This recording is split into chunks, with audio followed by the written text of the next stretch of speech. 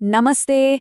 तो आज हम एक ऐसी चीज को डिकोड करने वाले हैं जो है तो इतिहास के पन्नों से, लेकिन आज के हमारे समाज पर बिल्कुल कट टू कट फिट बैठती है। मैं बात कर रहा हूँ महात्मा गांधी के 7 सामाजिक पापों की। यकीन मानिए, ये कोई बोरिंग ऐतिहासिक दस्तावेज नहीं है, बल्कि एक टाइमलेस और बिल्कुल सटीक वार्निंग है। तो चलिए, बिना किसी देरी के सीधे इस गहरे विषय में उतरते हैं और देखते हैं कि ये बातें आज भी कितनी प्रासंगिक हैं। गांधी जी ने एक बहुत ही कड़क बात कही थी। उन्होंने कहा था, यदि कोई समाज इन 7 पापों से खुद को नहीं बचाता तो उसका पतन बिल्कुल निश्चित है। मतलब इसमें कोई अगर मगर नहीं है। ये एक बहुत ही गंभीर चेतावनी है।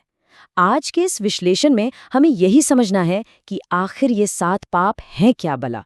ये ऐसी कौन सी चीजें हैं जो पूरी की पूरी सोसाइटी को दीमक की तरह खा सकती है। क्योंकि सच मानिए, दांव पर बहुत कुछ लगा है। अब इसके पीछे की थोड़ी सी हिस्ट्री जान लेते हैं। समय में थोड़ा पीछे चलते हैं, साल 1925 में।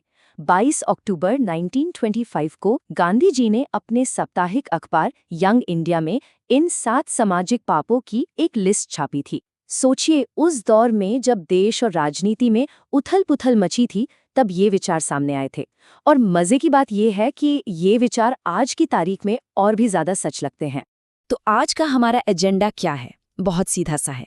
हम 1925 की इस वार्निंग से शुरू करेंगे, फिर राजनीति और पैसों से जुड़े पापों को समझेंगे।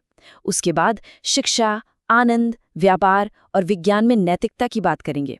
और हाँ, असली धर्म क्या है और क्या हमारा समाज सच में पतन की ओर जा रहा है, इन सब पर भी हम गहराई से नजर डालेंगे। तो चलिए अपने पहले खंड की ओर बढ़ते हैं। 1925 की एक गंभीर चेतावनी। देखते हैं कि ये चेतावनी आखिर किस हद तक हमें आगाह कर रही थी और इसकी असली ताकत क्या है। देखिए, ये कोई आम गलतियां या छोटी-मोटी कमियां नहीं है जिन्हें हम रोजमर्रा की जिंदगी में नजरअंदाज कर देते हैं। स्रोत के अनुसार ये 7 ऐसे भयंकर विनाशकारी तत्व हैं जो किसी भी समाज, किसी भी राजनीतिक व्यवस्था या यहाँ तक कि एक इंसान को जड़ से पूरी तरह तबाह करने की ताकत रखते हैं। अब आते हैं अपने दूसरे खंड पर, राजनीति और धन के पाप। चलिए डिकोड करते हैं कि जब सत्ता और पैसा बिना किसी नैतिकता के गलत हाथों में जाते हैं तो क्या होता है। पहला पॉइंट है सिद्धांतों के बिना राजनीति। इसके 2 बिल्कुल अलग पहलू हैं। एक तरफ वो राजनीति है जो नैतिक मूल्यों और आदर्शों पर चलती है, जिससे पूरे समाज का भला होता है, और दूसरी तरफ है वो राजनीति जिसमें कोई उसूल नहीं होते, जिसका एकमात्र लक्ष्य सिर्फ और सिर्फ सत्ता हथियाना होता है। जब राजनीति से उसूल गायब हो जाए ना, तो वो जनसेवा नहीं बचती, बल्कि समाज को बर्बाद करने वाला एक खतरनाक उपकरण बन जाती है। दूसरा बड़ा पाप है परिश्रम के बिना धन। मतलब बिना कोई मेहनत किए, बिना ईमानदारी या समाज में कोई योगदान दिए गलत तरीके से पैसा छापना। और यहाँ स्रोत में जो शब्द इस्तेमाल किए गए हैं वो बहुत चुभने वाले हैं, जैसे जुआ, सट्टा और दूसरों का शोषण करना। जब लोग शॉर्टकट से दूसरों का हक मारकर अपनी तिजोरियां भरने लगते हैं, तो समझ लीजिए समाज का ढांचा अंदर से खोखला हो रहा है। आगे बढ़ते हैं खंड 3 की तरफ, शिक्षा और आनंद में नैतिकता। अभी तक हमने सिस्टम की बात की, अब बात करते हैं हमारी अपनी निजी नैतिकता यानी पर्सनल एथिक्स की। पर्सनल लेवल पे 2 बड़े पाप होते हैं। पहला, विवेक के बिना आनंद। मतलब ऐसा मजा या ऐसा सुख लेना जिससे दूसरों को चोट पहुंचे या जिसके लिए आपको अपनी अंतरात्मा की आवाज का गला घोटना पड़े। ये सीधा बर्बादी का रास्ता है। और दूसरा तो और भी खतरनाक है, चरित्र के बिना ज्ञान। फर्ज कीजिए कोई इंसान बहुत ज्यादा पढ़ा लिखा है, लेकिन उसमें नैतिकता नाम की कोई चीज नहीं है। तो क्या होगा? उसका वो ज्ञान समाज के फायदे के लिए नहीं, बल्कि तबाही के लिए इस्तेमाल होगा। एक बुरा चरित्र महान से महान ज्ञान को एक विनाशकारी हथियार में बदल देता है। अब यहाँ पर एक पल के लिए रुकिए और जरा इस सवाल पर गौर कीजिए, क्या मानवता के बिना असल प्रगति संभव है? जब हम एक इंसान से उठकर पूरी दुनिया के विशाल सिस्टम्स को देखते हैं, तो ये सवाल दिमाग में गूंजना चाहिए, क्या बिना इंसानी दर्द को समझे आंख बंद करके आगे बढ़ जाना सच में सफलता है? सोचिए जरा।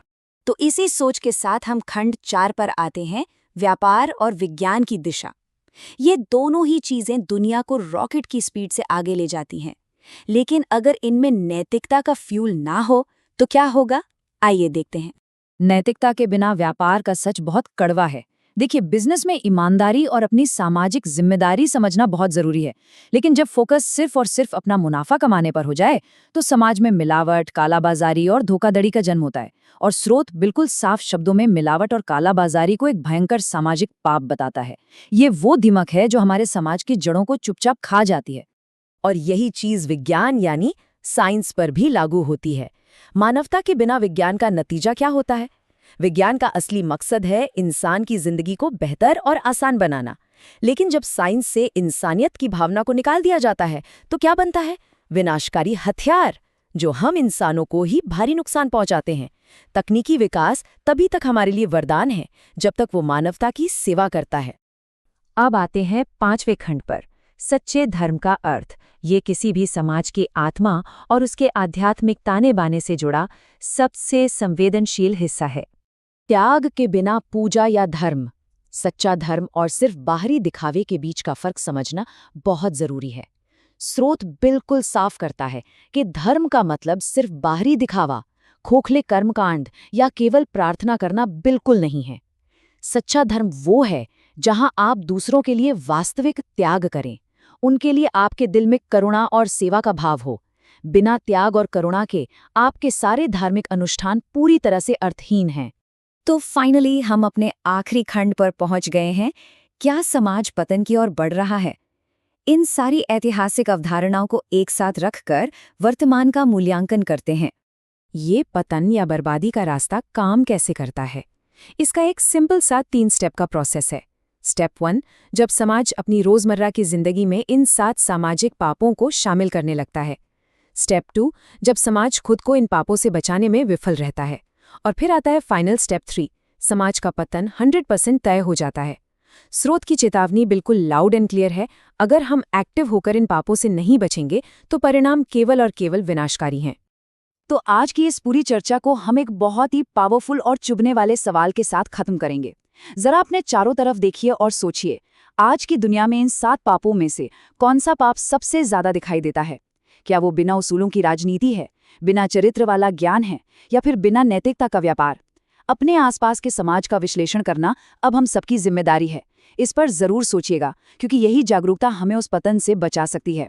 फिलहाल के लिए इस विषय पर सीखते रहिए और विचार करते रहिए।